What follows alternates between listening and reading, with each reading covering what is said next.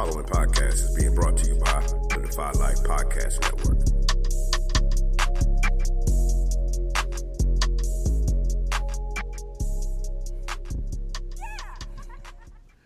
This week on the Defy Life Podcast, the guys discuss Super Bowl 55. They also discuss some NFL draft. They discuss the state of the NFL NBA franchise of the LA Clippers. They answer a listener question. And as always, they wrap things up with some trivia. All that and more. Let's get to it. Yeah. That's what it is. I guess we got to do it then. You all right? Check. Pool. Out. Money. West Coast. Let's get it. Strap in, let's take a ride. Oh yeah, it's about that time, right? Been waiting all week to get to this. It's finally time to defy life. Let's chop it up, keep it trail, no other way. That's what we do. We might disagree, but it's all love. Guarantee we gon' speak the truth. Yeah, this hit different. My guys with me, now who's with us? Stick around for a few minutes. It's contagious. You'll get it. You downloaded the realest. Don't feel us, forget out. You not rocking with Defy Life, then what's your life about? This ain't the Defy Life. Told you. This is the Shy Life. I'm gonna let this ride out though. This is the Defy Life.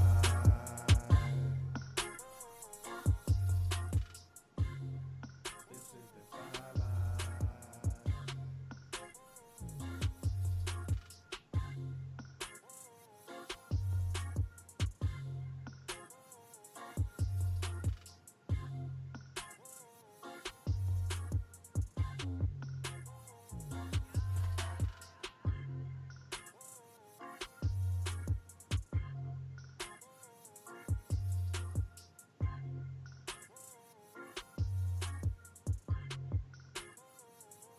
Welcome back to the Defy Life Podcast, powered by the Defy Life Podcast Network. This episode is sponsored by Bud Bottles, home of the Bud Bottle and the Bud Freshener. Please visit budbottles.com for your odor eliminating needs. This is episode 187. Y'all come on in, wipe your feet, close the door behind you. I'm your host, J.R. Glimpf. Joined as always by my wonderful co-host, Alvin Glimpf. Thomas Stevens. What's good with you, Al? Man, what's going on, fellas? It's, good to be here. Just taking it day by day. It's Black History Month. It's February. A lot of people I know born in February, man. I've been sending a lot of birthday texts for some reason. I don't know what's up with February, but a lot of folk in February. But that's a blessing that I could even send them a birthday text, you know? Man, true. So it's all good, man. Good to be here. Good to be on the show. What's up, listeners? And let's do it. No doubt. Pooh was good. Welcome back, sir. What's good, gentlemen? What's good? What's up? Ain't nothing, man. Ain't nothing. Ready to get the shaking. That's it. No doubt. Well, let's shake. Right. Well, yeah, man. Well, welcome back, man. We know you've been under the weather. The family been under the weather. Everything okay? Bouncing back. Man. Yeah, we you know what I'm saying, we fighting. We're in the midst of it. We hadn't hit that, got over the hump yet. Right. You know what I'm saying? We got another week left, so we'll see how it goes, man. One day at a time. Trying to stay hydrated, took notes on what you told me. Yeah. And getting out exercising, doing a little jogging, a little walking. Staying hydrated. Cool. Way to fight, man. That's great. Yeah. Way to fight through it. Way to be a soldier. And thanks for showing up, bro. Word. Yeah. So just to give all you listeners a heads up, there will be no trivia tonight because Pooh's time here will be limited. So he wanted to get on, but we ain't gonna hold him for the entire show. So we won't do trivia tonight, and we will have a little bit of a brief episode, so enjoy your time with us while you got us. It's about the quality, not the quantity. Yes, true that. No doubt. Yeah, man. So, as always, want to give a shout out to our patrons. Everybody always asks, what's the best way to support the network? Go to patreon.com/GoDefyLife and become a patron of Defy Life. You can help support our growth and allow us to host events and continue to work in our communities. For less than your favorite fast food combo, you can support Defy Life. Also check out our written content at godefylife.com, our podcast hub at defylifepods.com, and our branded apparel at defylifegear.com. Check all those out and support the network. We appreciate y'all as always. We do this for you and because of you. That being said, guys, there was a finale of the NFL season this weekend, Super Bowl 55. This season seemed like extra short to y'all? No. Honestly, I'm not sure what it was with this year. I mean, shout out that they even finished. Right. That they got to. Pooh. NFL waving their finger at you like, we were going to make it for 6 weeks. Right. I told you so. Yeah.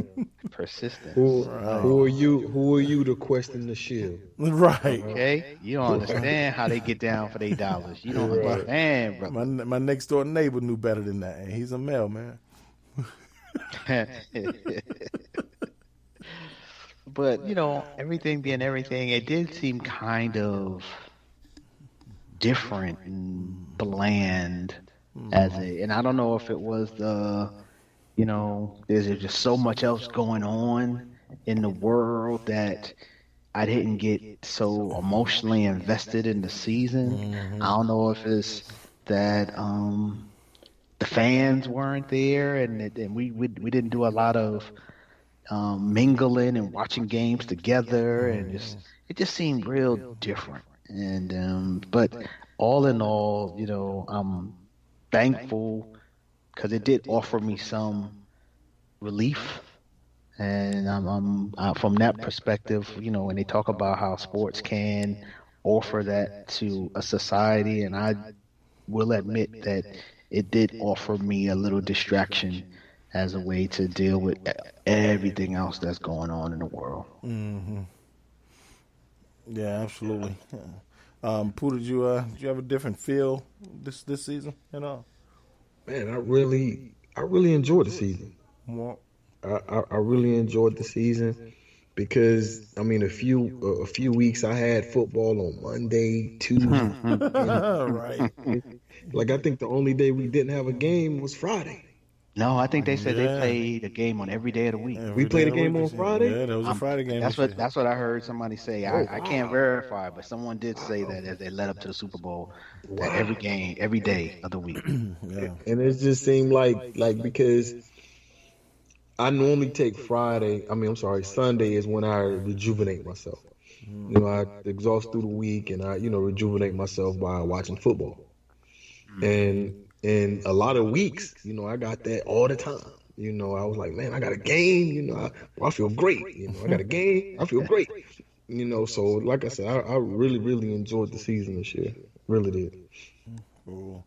Yeah, it was just different to me. Al, you stated a few good points as far as maybe why. No fans and no intermingling with each other in person as much. And then also I think it was, the Super Bowl to me kind of personified it was, it's, at least from my perspective, Tom Brady and the Patriots are not as evil when they're not together. Because Tom Brady's not in a Patriots uniform, so it didn't hurt as much to see him win. And the Patriots right now are kind of feeble without him. So they, they're not important enough to hate right now. So that kind of, took a little bit of the sting out of, Tom Brady winning the Super Bowl. It didn't hurt as much because he was in a Bucs uniform. But yeah, it was, and I guess because also, so many of like I said, like rivalries were kind of broken up due to the schedules being off, and you kept seeing like these abnormalities as far as schedules and play. Like we played a NFL team actually played a regular season game without a quarterback. Can you imagine that? Yo, that was crazy. Right. That was crazy. So it's things like that like we just. But like Pooh said, it was like, you know, I'm actually kind of opposite, Pooh. Like I get football burnout. I can't even sit and watch games like I used to on one day of the week on Sundays. So by the time it was like they was having games on Fridays, I was like, yo, I ain't even interested in this right now. So I became more of a Steelers fan versus a football fan. Right. So things that can be good can also kind of be a deterrent. So it was just weird, but good season all in all. The fact that we were, like you said, able to have a season, I think we're grateful for that because we didn't know we were going to have one. So I think we can all look forward to another virtual season, considering it went pretty well last season. So this virtual off season will probably kick in again, and they'll have something to base it off of and make it even better. From a selfish standpoint, I got 5 more Steelers going into the Hall of Fame this year, so I'm looking forward to it. So, man, they Really? Is that many going into the Hall of Fame? it's that many going in. So congrats to Bill Cowher, Donnie Shell, Troy Polamalu, Alan Faneca, and Bill Nunn. Okay. I don't remember who Bill Nunn is, but I would definitely co-sign So I was those about up to for. say, right. So I was about to say, everybody I'm sure knows who those other 4 are. Bill Nunn was actually he was a journalist in Pittsburgh, and he was heavily involved with HBCUs across the country. Okay. And so, as a journalist, he always had these insights of recommending players at the Steelers scout. So they hired him as a full-time scout. So he was the first black scout, full-time black scout in the NFL. And so he was responsible for the Steelers securing the likes of John Stallworth, Donnie Shell, countless, HBCU talent back in those days. Because, of course, the talent pool and the resources for scouting departments weren't as great, and they just didn't focus as much on HBCUs, as outside of superstars. So Bill Nunn, also Al, I will probably more so for you than any of us. Bill Nunn, this is some great trivia for us here. But you being the hip hop head you are, Bill Nunn is also Bill Nunn Sr., who is the father of Bill Nunn Jr., who you know as Radio Raheem. Get out of here. Absolutely. Yeah. Yeah. So the late great Bill Nunn Sr. is responsible for the late great Bill Nunn Jr. So, some interesting connections there. So, shout out to the Steelers for again, pumping out talent. But I'm always proud to see us get all the Hall of Famers we can get, because there has been a sense of like Steeler exhaustion when it comes to the Hall of Fame, and people just get tired of seeing players go into the Hall. But proud of all those guys, and again, and Bill Nunn Sr. is also the first black man to go into the Hall of Fame as a contributor, not a player or a coach. Yeah. So shout out. That's mad No cool. doubt. Yeah. That's definitely mad. And also, speaking of Al, you being we say it all the time, our resident hip hop head, you were featured in an article this week, and tell us about your appearance and your and the means behind the article. Oh man, good looking out, bro. Yes, so I was fortunate enough to be in an article on an online magazine, and it was just brought about just on the humble, where one of my brothers was in a conversation with someone in regards to hip hop, and then it also kind of branched out into my desire to adapt my book to a movie. And this magazine is not only about featuring black culture, black art, black entrepreneurs, but they also were really good at, they also have experience, the owner, in film and TV production. So from honestly, it was a good look because I'm hoping that this gentleman, with all of the love that I've been shown from this article, I'm hoping that he looks at it as a viable um, project, All right. and that basically he'll see all the love and support, because it's been amazing the amount of people that have just hit me up and said they want to buy the book, Tourists in Your Own Town, available on Amazon. Just another shameless plug.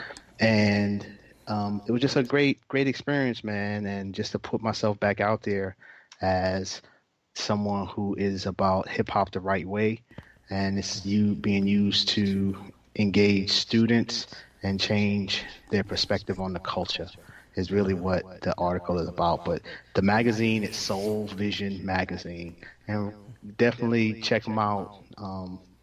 Lot of good articles, and in many ways remind me of the Defy Life um, project. You know, the initiative where it's not just about sharing information, but it's sharing information from a particular perspective and trying to shine light and opportunities for people of color.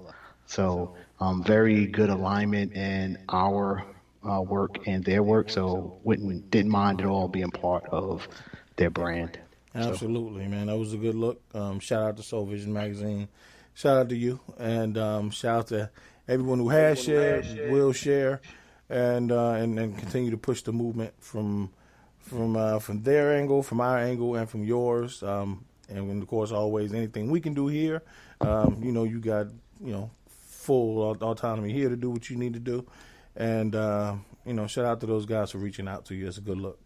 well, No doubt. appreciate it, and I'm looking forward to. I mean, honestly, we've been walking this path for a few years now, and part of my um, incentive, I guess, was knowing that there would be a time where I can, with a little bit more freedom and time on my hand, to really walk this path as what they refer to me as this hip hop ambassador. And so I'm looking forward to taking some of the ideas I done scribbled down on my pad to do in terms of whether it's some interviews or articles, or bringing people that I'm knowing and what they doing in the world and getting them to connect with Defy Life. I'm just looking forward to being 2021 being an expression of that, because I want that to be people know me as that dude, that hip hop dude, and a lot of people do that know me, but I'm really trying to make sure we can push it even further. No doubt, absolutely, and we got to get back on this train. There's some stuff we was working on to push that agenda as well. Exactly what we talking about, bro. So this is all part of that, because Right. it's gonna be fun this year. I mean, but honestly, it's COVID has been one of them things that, 2020 and COVID has really been one of them things where it's forced people to just slow down, right, and really take stock of kind of where you want to go and how you want to do it. Oh, absolutely. So, well, congrats again, brother. Proud of you, man. Thank No you, doubt, man. That's what's up, man. Thank you, appreciate it, and just trying to represent the brand, represent the flag. No doubt, man. So again, we did have the big game this weekend. I didn't really have much skin in the game, so I guess I was a loser because I was the proverbial guy that was like, "Hey, I'm just looking forward to a good game." I didn't even get that. So, yeah, season's over. Pooh, what were your thoughts following Super Bowl 55? And just break it down. Why do you think it ended up how it did? Well, starting off throughout the year, it never came up that the Chiefs. I think there were two of their, I think what two their best offensive linemen were both out, right? Mm-hmm. And that that never, yeah, that never came up. That never came up. They were like, well, the Chiefs, business as usual. They still XYZ, but they finally met a formidable pass rush that were relentless the entire game, and they prevailed, man. They couldn't keep Pat in the pocket. They couldn't keep him upright. They harassed Pat the entire game. I think they should have ran more, However, it kind of took the run game out because the Bucks kept scoring. Right. So that really took the ball off the ground. So, but and I remember, Al and I talking, and we said that it kind of has that New York that New York Patriots feel where with that defensive line pressure, and those guys can really get after the quarterback. But and when we were talking about the matchups, we talked about, hey man, I give the running game to the Bucks. I give the Bucks pass game against the Chiefs defense. We give that to the Bucks. But I really didn't foresee the game to go that way. I just didn't think that the Bucks defense was going to completely dominate the game. I knew they was going to play well. I knew they was going to make it tough, but I really didn't foresee them dominating the game. All right. Al, what were your thoughts, man? Why you think it ended up how it did? Wow, man. So I definitely think Pooh's right on with that analysis in terms of the D line. I had suspicions that line was going to bring it, but I didn't think it would shut him down like that either. It was well coached, well designed, and honestly, though, on the Tampa Bay side, but I gotta wonder what happened in halftime in Kansas City because I didn't see the adjustment or something like here's our way to counter what y'all are doing coming out at halftime. So I didn't see that. So I don't know what was going on with Andy and his staff, but I didn't see that type of fixing going on in the halftime. And honestly, even though I had suspicions, and if it was a different team, I might have picked. If it was different two teams, I might have picked Tampa Bay. But I really think I have a Brady bias and didn't want to set myself up to root for him against Mahomes. So just kept convincing myself like that D line it's not gonna make that big of a deal. Or Tyreek and Sammy, they're gonna get open, and Kelsey, they're gonna get open, they're gonna make plays. And it just didn't happen. And so I got to acknowledge that I got some type of Brady bias. And lastly, I'm also one of those people who think the refereeing played a role in the game. And I ain't going to go so far as any type of conspiracy or any type of Brady shenanigans going on.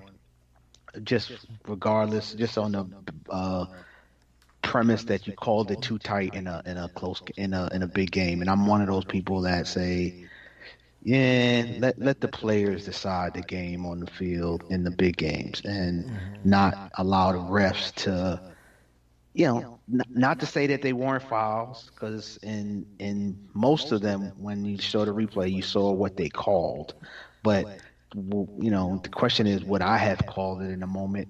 I probably would not, and would be mad if they did. And then I also not watching film on how Tampa Bay was covering the guys. Like I wonder if that type of grabbing and holding was missed on the other side. Because at the end of the day, when it comes to reffing, as long as it's consistent on both sides, I don't really have a lot of complaints. But when it's one-sided like this, you just wonder like, why is it one team getting most of the flags? So I think if Pat would have been able to get the ball off, they may have gotten some calls. I mean I didn't really see the officiating as hurting the guys because I mean, like you say, they definitely were calls. However, I just think that if they were able to get some passes off. Like I don't know why they didn't insert what's the other tight end name? Boone. I don't know why they didn't insert Boone and take Robinson or Sammy or someone else off the field and get an extra blocker in there. Because like I said, they couldn't do anything with the front four. And I know that kind of goes against Kansas City, but they saw that the entire first half they can do anything with the front four. So Jay, they had to change the protection scheme, and they had to. Right? You would think so, but like to me, like Al said, for one, there weren't many adjustments made. I saw, there's very little chipping going on out of the backfield. Right. They weren't. I guess when both tackles are getting ate up like that, there's only so sliding you can do, to one side because both tackles are getting killed. But to Right. me, the thing that stood out most, I mean, it says more about Tampa's defense than Kansas City's offense because there are times when, and we've all seen this before, when there's this perfect marriage of pass rush and coverage going on at the same time, and that's what Tampa had going on. Was there there was usually Kansas City, even we've seen it with Mahomes. A lot of times, like Brady, where they get the ball out so quickly and so accurately that it doesn't matter if you have a great pass rush or not. But the last, this weekend was a perfect chance to see when that perfect marriage of pass rush and not having to blitz. You just do it with four players a lot of times. But pass rush and coverage are in this perfect sync that your offense is stymied because by the time you plant that back foot, there's two dudes on you. Right. And everybody else is covered because you got seven dudes in coverage. So just a tough night for Mahomes, one that we've rarely seen from him. It's crazy because, he played his heart out. He just, but he was under too much duress to play well. Right. And like you said, it did kind of remind you of the things. And it's funny because, during that game, I caught myself, mindlessly saying, damn, Belichick got them boys playing. But it wasn't Belichick. Right. Because he did, they did a lot of things and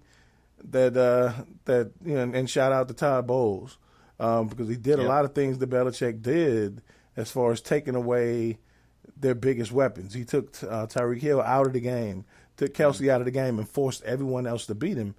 And it worked. So it was very Patriot-like from Tampa.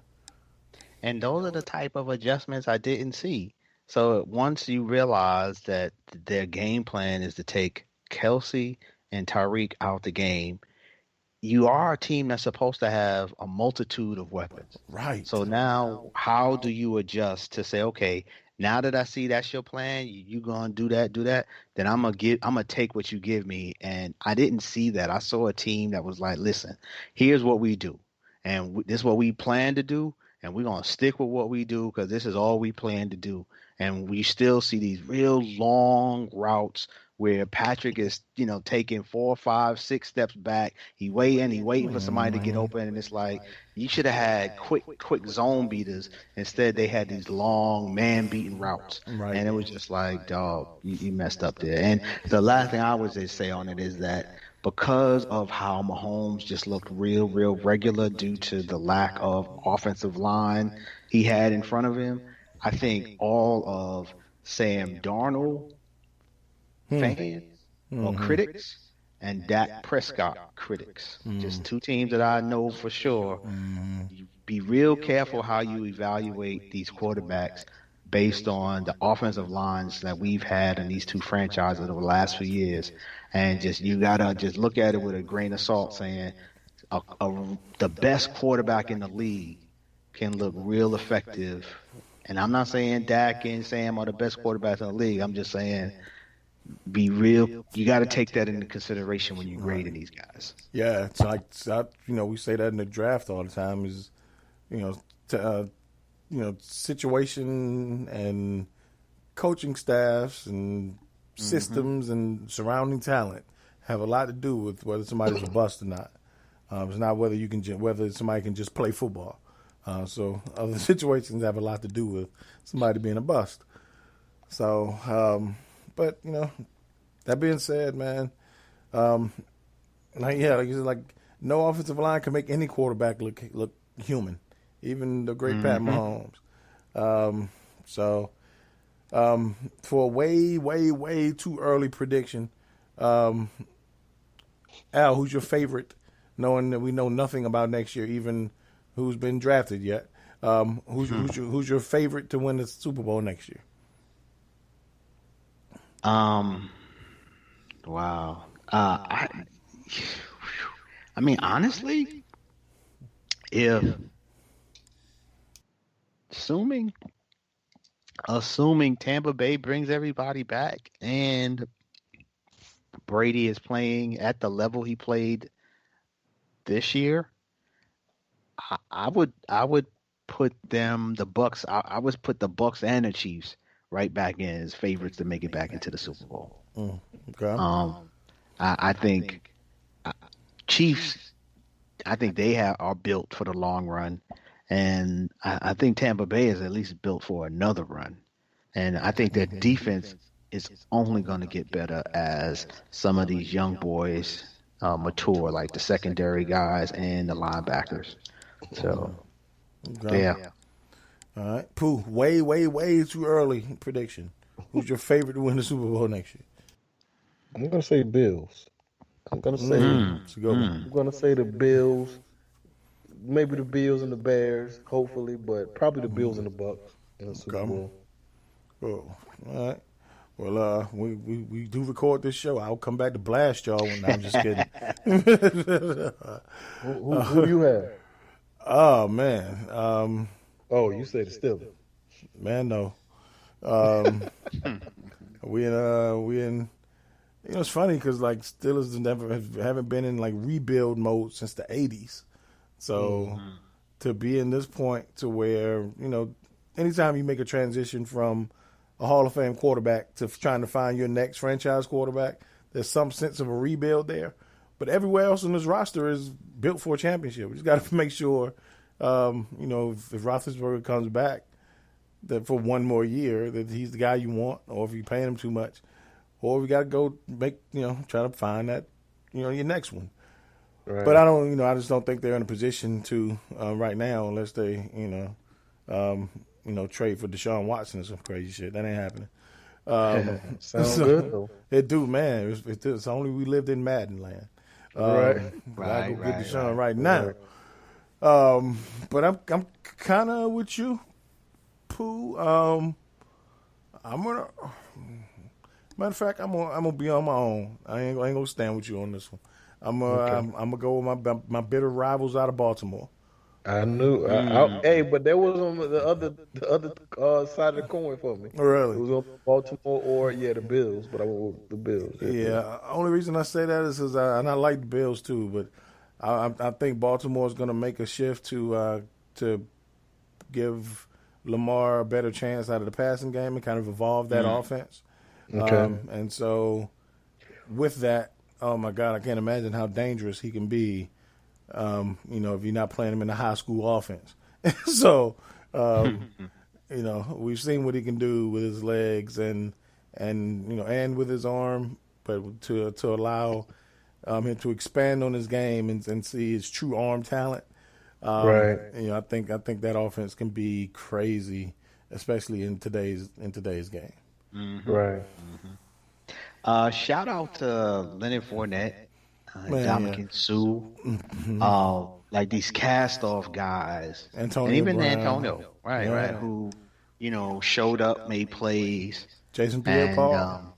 Jason Pierre-Paul, cats that many, in other franchises they were saying, these people, either they done or they can't work with them and they can't win with them, and they proved people wrong by able to focus and make plays in the big game. So that's why I'm saying, I would like to see them run it back. I like that, and to give Sue another shot, because even though he has made some mistakes, I really have always liked his temperament and the way he played the game. So I'm glad to see he got a ring. And Bruce Arians, oh yeah, always kind of been the underdog, and shout out that we mentioned him last week, and you hate to see it for guys like this who leave or get traded or sign somewhere from a franchise that they've been great for, and then they win a Super Bowl the following year. But you mentioned him last week, Pooh. What's the linebacker that's with the Saints now? Quan. Neil. Quan. I mean, not Neil. Quan Alexander, yes. Yeah. So shout out to Quan Alexander, man, who was a big part of the development of this defense.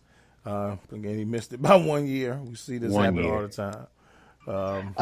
Shout out to Ty Bowles. Always liked him when he was a coach for the Jets, and wasn't all that pleased when they let him go. But I got it. But either way, thought he represented was a great coach, and just didn't have things lined up when he was there. So glad he gets a ring too. Right, Yeah, and shout out to Todd Bowles, man. I like Todd Bowles, and shout out to Byron Leftwich, Yeah, true that. who will be a hot name on the. I guess he'll join him and Bowles. It's interesting because now for two different reasons, Bowles will be, the guy who should get consideration for a head coaching job. But the black candidate who usually don't get a chance to be retreads. Usually black head coaches, you get one shot, and if you fail at that, sorry, bud. Right. And then two, Byron Leftwich will become a hot commodity next year. As the guy who's trying to break into being a first time head coach. And we've seen where that's been getting a lot of candidates the last few years. So shout out to both of them, and hopefully they get the deserved opportunity to be leaders of organizations. Here. No doubt. So we did mention the draft, and Pooh, you want to stick around for this, or you want to head out? Yeah, I got a few more minutes. Yeah. Okay. And this will really be really quick. We mentioned the draft, so it's season's over and it's right in the draft season. So we'll see the pro days and combine workouts coming up soon. So really quick question. Going into this draft season, just to get this thing kicked off, Al, is there any player or players that you have a draft crush on already before the process has really started? Just particularly, I'm always scouting, but really just for the Jets and Cowboys. So there's three names that stick out. Of course, Justin Fields. Potentially, if we're going to draft a quarterback and it's not Lawrence, then I wouldn't mind Justin Fields. But honestly, if I'm the Jets, I would run it back with Sam and go either try to see if the Falcons want to move up a couple of slots to get that quarterback. But I like that offensive tackle from Oregon. Panay. For the Jets, to build the offensive line. You got Becton on one side, get this guy on the other. I just think you start in the right way in terms of building a team. And they got plenty of draft picks to get weapons and stuff like that. So he's really standing out on that end. And then for the Cowboys, I'm thinking, we draft 10. So the names that are I'm looking at cornerbacks, maybe trying to see if we can help our defense a little bit because we're losing some corners in free agency. So the names that stick out, I like Patrick Surtain in Alabama, but I really like the cat out of Virginia Tech. Farley or Fairley or something with an S. But I like him. Think he's just his size. And I think the Cowboys, could use some size at cornerback, quick guys that also got a little length to them. So that's what's standing out with me. All right, good list. Pooh, any draft crushes you have so far? Man, definitely, but I know it's no way we can get this guy, but man, I would love to have Jamar Chase. I mean, I know it's not, we can't get any of those quarterbacks, but man, Jamar Chase, because I'm just looking at, you never can tell and nothing's, the sure thing, but I'm just looking at Justin Jefferson. And bro, I didn't even think that he was the best receiver on the team the year they won a national championship. And to be honest with you, I didn't even really think it was that close. I thought Jamar Chase was really, really, really good. Great. And I thought Justin Jefferson was, really good, but I thought Chase was like great. I thought he was the next best thing since sliced bread. And man, I just think that he has it all. The speed, the strength, the high point. He's not a huge man, but he, high point to, I think he got like a 38-inch vertical, like something stupid like that. But he's a very, very explosive player. Yeah. Kind of reminds you a lot of OBJ. He does. Yeah. I see that. I can see that. And I didn't remember OBJ looking like that. Right, and that's what I was about to say, like a more explosive OBJ. Like OBJ was, as an athlete and so coordinated that he didn't look as explosive. He was just such a smooth athlete. But but Chase is so explosive, and he's a bigger, thicker than OBJ. So he's a bigger, thicker athlete, but his playmaking skills remind you of OBJ. So so definitely a good one. So anybody else before I get mine, Pooh? Nah, I'm good because I know I can't have any of the quarterbacks. But I like Zach. I do like Zach. Right. I like Dak, the kid from Ohio State. I like that kid. Of course, I like Trevor. But that's and I like the kid from Notre Dame. The backer. He gonna play backer, safety, something. I don't know what his kid's gonna play. He was the ACC Defensive Player of the Year. Yeah. Can't remember his name. But that kid, he's a monster. Yeah. Cool. Yeah, some good names there. I know you're talking about the get along Jeremiah something. Oh. Yeah, he has like a Nigerian name something. Yeah. Oh, yeah. That kid's he's a man. Yeah. He's like 6'5", well, like a 4'4". Yeah, he's a monster. Yeah. So, very, very good names, both of y'all. Travis Etienne too. I know we got Montgomery, right? Travis, of course. Yeah. Right. Yeah, we just assumed him. We knew. Yeah, right. Anybody? I ain't asking about Trevor, Travis, none of them dudes. I know they're on your list. So, but yeah, I got a couple of them, man. I'm a huge Michael Parsons fan, linebacker from Penn State. They call him linebacker U for a reason. They ain't really had no great ones, I guess, since the last great linebacker came out of Penn State. LeVar Arrington, gotta be maybe the last one. But Michael Parsons is in that frame. He can do a bit of everything. He's like 6'4", 250. Plays inside, can rush the passer a little bit. A couple off the field issues that, nothing really crazy, especially for a linebacker. You want a little bit of crazy in linebackers. But Michael Parsons is a beast. But I know we ain't got no shot at him. He won't make it out top 15. Of course, like y'all, I like the quarterbacks. I like Trevor Lawrence. I like Zach Wilson, Justin Fields.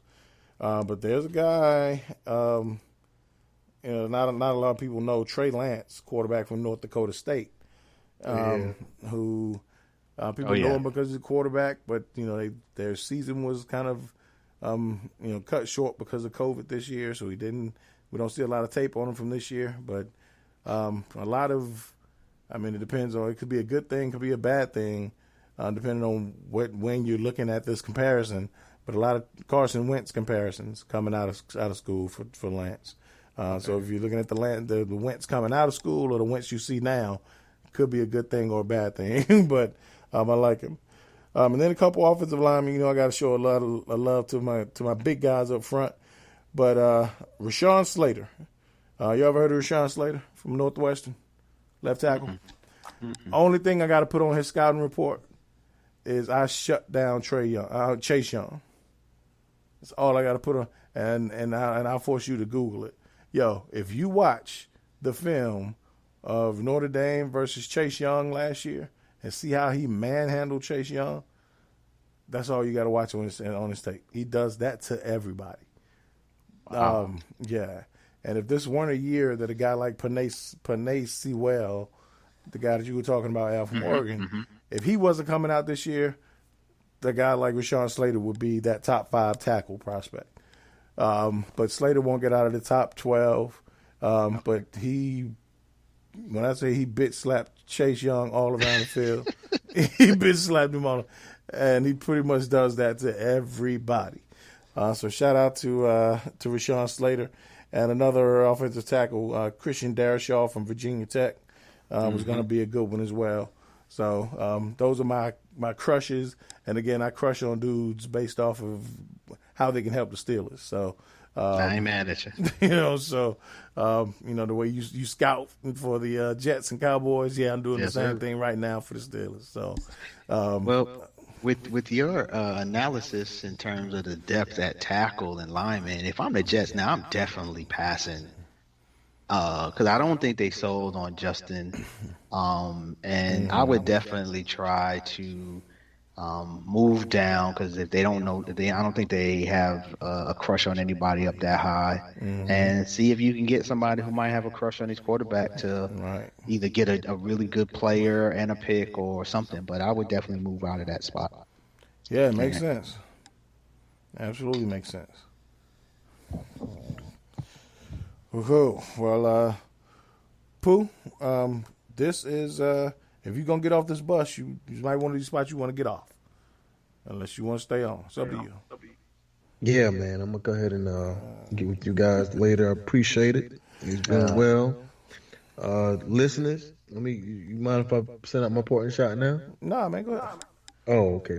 It's Black History It's your, Month. Go on and your make show. history. Right. Hey, no doubt, no doubt, no doubt. Hey, protect yourself, man.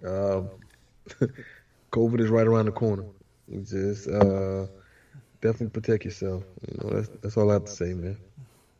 Real shit you ever wrote. Yeah, no doubt, man. Appreciate you guys, man. Love you guys. Until next time, man. Bro. Absolutely. Heal Love up, you, man. heal up. Defy life. All right, no doubt. If I like peace. Our life. Yeah. Shout out to that guy for making an appearance. Okay. That's what I'm talking about. Right. It came off the IR to make it. That's commitment right Yeah, here. that's what I'm talking about. Listeners. I'm saying. Talk about COVID fatigue. What? Right. COVID Man. what? Yeah, we don't know what that means. Yeah, good work. Good work. Right. So we like we said, man, it's gonna be a really short episode. So we're gonna jump into the NBA. And like I said, always it's too much going on in the NBA to get too in depth about games and shit like that until the playoffs start or when games really truly start to matter. So we'll check in with the franchise every week. So this week will be state of the franchise for the LA Clippers, who are now sitting third in the West. And there are talks. Just it's a brief capsule. They're third in the West. There are talks that they are looking to trade Patrick Beverly or Lou Williams, and before the end of before the trade deadline. So it's pretty much given that one of those guys will be gone. Al, what are your thoughts on what you've seen so far from the Clippers? Like, to me, and I'll just tell you what I think really quickly because it's really simple. Regular season really doesn't matter to the Clippers. As far as what perception is, what's going to happen for them is we're positioning for the playoffs and what they do when they get there. You agree with that or no? I definitely agree with that. All right. So if you had to get rid of Beverly or Williams, which one of those guys you shipping out? That's a great question, but I think I would ship out.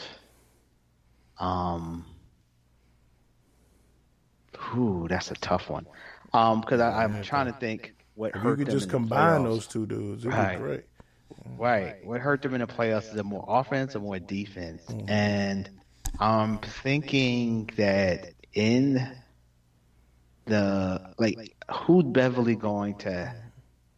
Will he help you win a playoff series? I don't think so. I think Lou has a better chance of really helping get hot and win the playoff series. So I would say ship out Beverly, and maybe get some help in there. But at the end of the day, I think you're right in terms of they're going to be measured by what they do in the playoffs, and it's a rebound year for them because the way they went out last year. And at the end of I look at at the end of the season, do they have enough to really get to the last game? And just, we'll see who they get, but I just don't think they're going to be able to plug. I think their biggest challenge is they really lack quality depth. Mm-hmm. And I think that is I think the Montrezl Harrell loss is just something that as big as Kawhi and Paul are on that team, having that next level of support removed, I think is too much for them. I think they need to go up in this West, and maybe 10, 15 years ago, a team like this might have been able to do it. But, the Lakers are stacked. Like, They are really stacked. And then you have a team like Portland or Utah or Denver. Like these are teams that Dallas. Dallas that they might not be they definitely not as stacked as the Lakers, but have explosive talent that could match the Clippers. And in a 7-game series, you just never know. So I just don't think they have what it takes to survive and get to the finals. So that's pretty much my stake. I think I think the two players have improved their play, come in with a more focused intent approach. So shout out to them for stepping it up this year. But at the end of the day, I don't think they have enough. Right. Yeah, I agree. And it's so weird to hear you say, like, we mentioned Kawhi and Paul George. It's because as great as those two are, it's like they always keep you wanting more. And especially, for a league that has a plethora of dynamic duos, it's almost comical to think that we were discussing them on the same level as AD and LeBron before last year. Because we've seen that separation by AD and LeBron with the Lakers, and it's like those two as far as duos go, and then everybody else. And it's clear the difference there. And as great as those two are individually, Kawhi and Paul George, they always leave you wanting more, and more so from a leadership perspective and crunch time perspective. When shit gets hard, you want your Lakers to pull you. I mean, your leaders to pull you out the mud. We just don't see it from them often enough. So it's weird that we were even having that conversation. Yeah, and I'm hoping that, because I like rebound stories. I like people who fall and their career is not defined by a bad playoff season, and people are able to overcome it. So I'm actually rooting for them to have a better playoff run this time. And of course, I'm pulling for the Lakers to go all the way, but I would like to see them, because I think they both have had really good careers, and that's not the way you want it to go out. Like where it's just like, yeah, but when they started playing together, they just really fizzled. But I think when you look at AD and LeBron, they play off of each other. Like there's a cohesiveness in how they lead that team, and in other instances, not just with the Clippers, seems to be like not really we working together, but we got two presidents on the ship, as opposed to we gonna lead collectively. It's just kind of like, well, you do your thing, I do my thing, and that's the way we gonna win that way. But that's not how you win. You work together cohesively to make it happen. So I think part of the success, and probably why people looking at how they played last year and jumped on the bandwagon this year, they said, yo, I like the way they are operating together. I want to be on that team. And so shout out to LeBron and AD to create that type of culture that's attractive to other people who want to play on the Lakers. And I think it's a very effective style. Yeah, absolutely. And, we say this all the time, is how reluctant LeBron and AD are as far as, dominating, within the moment. I think on the flip side, it's also a good thing that they're both, they're both humble enough to not have to do. So it draws people. There's something attractive about that to potential teammates. So. Yeah. And they probably can empathize with the fact that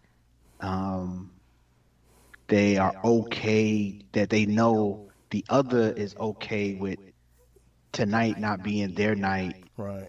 And So because they are also that type of person, so it's like, well, you know what? If you get in that sense that AD don't want it to be his night, or he's okay, let me take the load for him tonight, because tomorrow, I might be looking for him to pull the load, and I think that type of you got it, I got it, let's do it together, um, but doing it for each other, not necessarily just with each other, but they really seem to be cool in trying to do this for each other.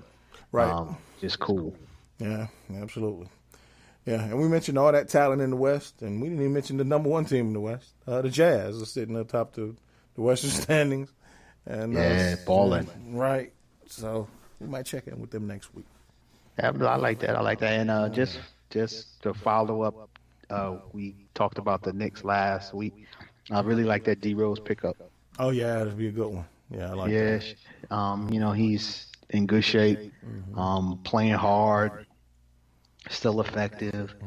He's 32, so he's definitely not the Rose of 22. Right. But I think when you look at some of these elite players who can still get it done in their early 30s, he's looking like he could be one of them players. And at the end of the day, we don't, not that we don't need the D Rose or of course anybody could need that D Rose, but more importantly, I think where the Knicks are in their franchise, if he can help bring some veteran leadership and tutor and mentor the young player quickly in terms of what it takes to be a attacking scoring guard in this league, I think he'll pay dividends, not just short term, but really long term as well. Yeah, absolutely.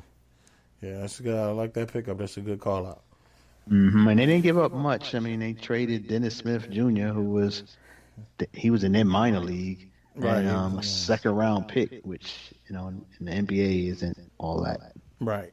And and at one point, it's crazy. Like at one point, Dennis Smith Jr. was a rising star. Yeah, amongst the young players in this league. So it's weird to even think about the ranks of which he's fallen. So they didn't give up much at all for D-Rose. I mean, and it really speaks to confidence, how much confidence plays a role in even in the NBA, and in a position where you're supposed to be attacking and aggressive and provide leadership. It's hard to be good at that when you're not confident, and I think that really explains what's going on with D. Smith now. Right? Yeah, no doubt. Well, again, man, very good points on the Clippers. We'll check in with the Jazz next week, since even us are not really giving them the respect they deserve at this point. So we'll check in with Utah. Our listener question is NBA related as well. Chuck from Greensboro. Shout out to you, Chuck, my guy. What up, Chuck? Yeah, so I know Chuck personally. He texted me. He was like, "Man, I got a question for the show this week." So okay. Chuck is a Greensboro guy, so of course he's a Hornets fan. So he it's a pretty simple question for me, but I think he's trying to make a point here. Is LaMelo Ball already a better player than his big brother Lonzo? Al, you are a resident lifelong Lakers fan. Yes. So we've had several discussions before Lonzo Ball was drafted second overall by the Lakers. So we're very familiar with his background. And now we're watching LaMelo Ball's young career unfold. First off, yes or no? Is LaMelo already a better player? And to expound on that and why. So first of all, shout out to Chuck, because he actually got me to chuckle when I read this question. I just like, dang, already, son. Right. I wouldn't say he's a better player. Okay. I mean, I think so. I would say my answer is that is he already a better player? My response would be no. He's not better than his brother yet. I do think he's a better offensive player. The way he his productivity and the way he's effective on the court. I like what I've seen, and I'm not a Hornet fan, so please forgive my, if I'm not the most aware in terms of how LaMelo has been progressing. But for what couple of games that I've watched, I already like him offensively. defensively, though, I would put Lonzo as a bit above him and better than him. So I think he though has because I think defense is one of those things that can come in your progression as an NBA player, and so is offensively. But um, something about Lonzo's shot that just I don't know if it'll ever be a consistent shot. But so I would say to answer this question, no, and yes, he's offensively better, but I'd give Lonzo the nod on defense. Okay. All right. We say it here all the time. Your best ability is what? Your availability. Yeah, availability. Yeah. And Lonzo, to me, I think his biggest detriment thus far has been his inability to just stay on the court. And so I think that's hindered his development first of all, and it's hindered his his ability to have teams trust him and believe in him as being a pillar of a franchise. I don't think you can really judge him at this point. 3 years, 4 years in, he's still kind of an anomaly. Yeah. Which that's that's. I mean, I think you're right on. That he hasn't consistently been on the court, and I've even heard trade rumors, which is like, wow, they looking to move away from he about to be a Lonzo journeyman. already. Wow. All right. So I'm with you. And, that had me shocked. Yeah, and I mean, and if you think about it, like, New Orleans, who they got at point guard now that he's been out. What's his name from Milwaukee? Eric Bledsoe. Eric, yes. So I mean, if when Lonzo comes back, you gonna bench Bledsoe, and you don't know. And while he still has a little bit of value, maybe you can get something from him in a trade. But I'm kind of with you still. I'm not sure if Melo's a better player at this point. I think he's absolutely on trajectory to be a better player. But I think it's just, for one, he's a rookie, so there's still the potential factor is still there. But two, he's playing. Like that's if one of them's playing, the other one's hurt all the time. Like, I guess that answers your question. In a sense, it's hard to compare them, but I think in the long run, Melo's definitely a better prospect. You had a triple-double the other night. The thing was, he became maybe the youngest player in the history of the league to have a triple-double. Wow. Yeah. So, put up 34 the other night. So he's definitely getting better as an offensive player. Getting more physical on the defensive end, and he's still growing. So already a bigger, longer, more athletic prospect than Lonzo. So it's hard to say. It's hard to say no, but I still say no, just because I think when Lonzo was playing, he's more consistent. But he's also not a rookie. So in 2 years, you ask us this question, it'll be easy. But I'll still say no. The rookie got to earn his stripes, man. Well, the other thing that is going to affect Lonzo's development is that the Pelicans have Kyra Lewis, Jr., point guard out of Alabama. Right. That's he's quick, effective, gets into the paint. Doesn't have the size of Lonzo, but so I'd be curious to see if when Lonzo comes back, how does this affect whose minutes? Because I've liked what I've seen. I think he's really good at penetrating Kyra Lewis, and so I think that's going to hurt him, because at the end of the day, if you got somebody as good who plays or as effective but is available, Lonzo's not going to have a spot. Right. Yeah.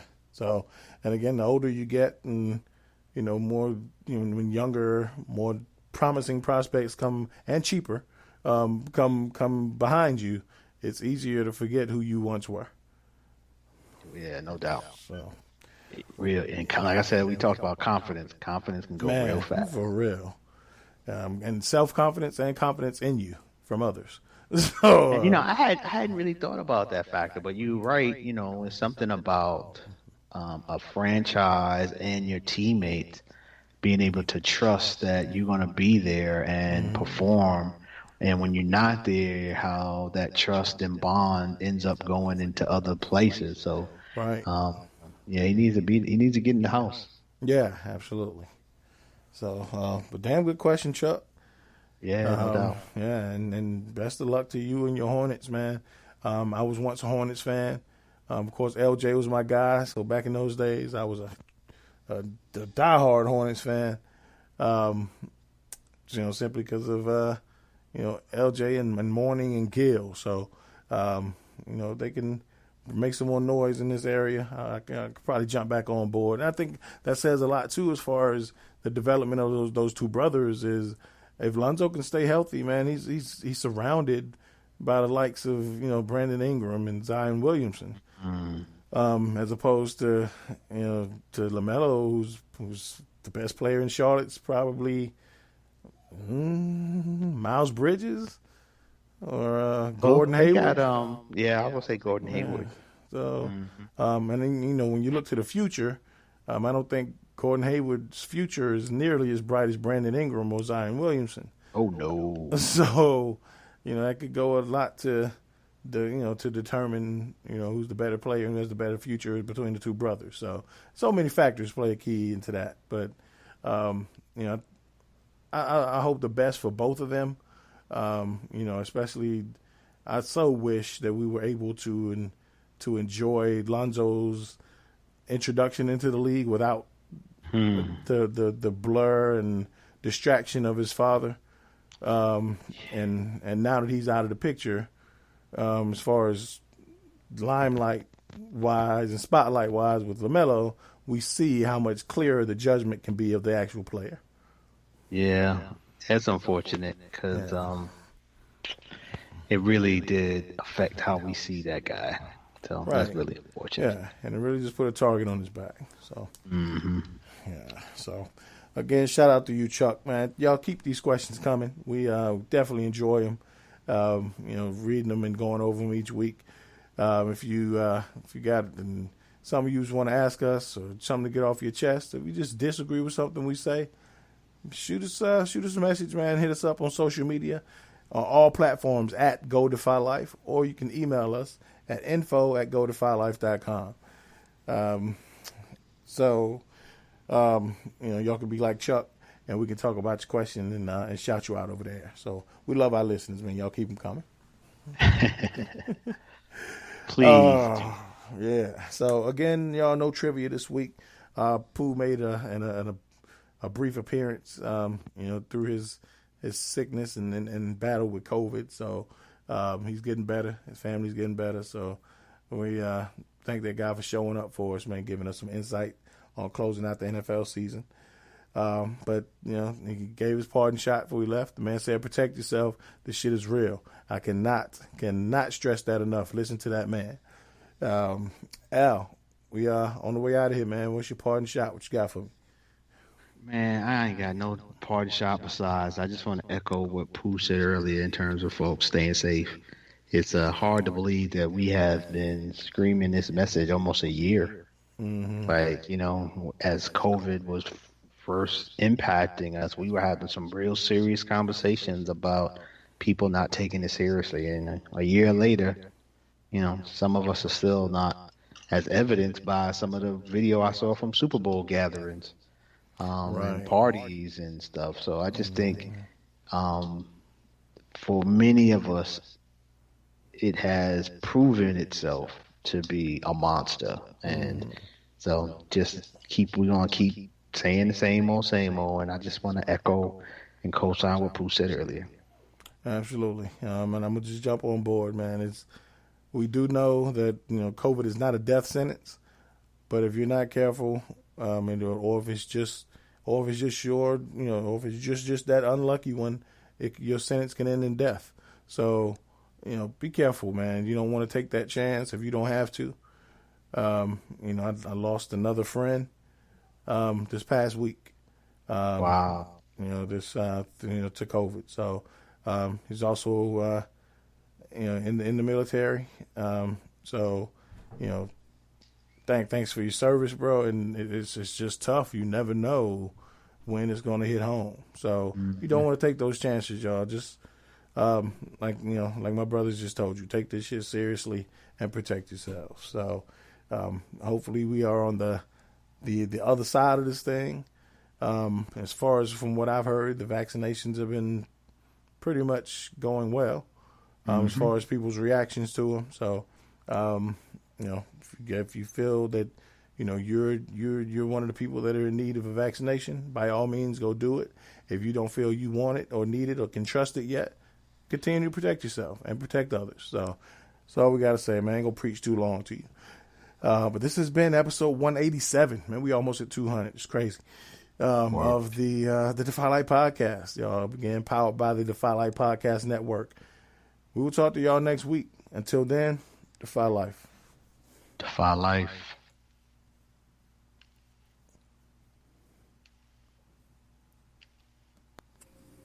We're told that greatness is exceptional when it should be expected. You choose every day to live your life intentionally, without apology for how bright your light may shine. So go be great. Go be brilliant. Go be you. Go defy life. The Defy Life movement is one that speaks to each of us in its own way. Defy Life Gear speaks to us all by reminding us that one size does not fit all. Visit defylifegear.com to get fitted for greatness.